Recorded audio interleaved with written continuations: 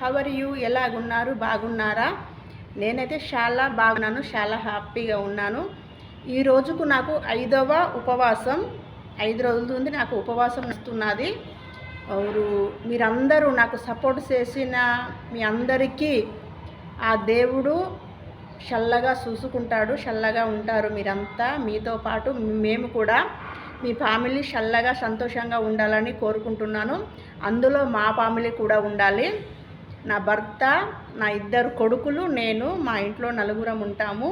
మీ family చల్లగా ఉండాలి, మీ ఫ్యామిలీతో నా ఫ్యామిలీ కూడా చల్లగా ఉండాలి అని నేను మనస్ఫూర్తిగా కోరుకుంటున్నాను.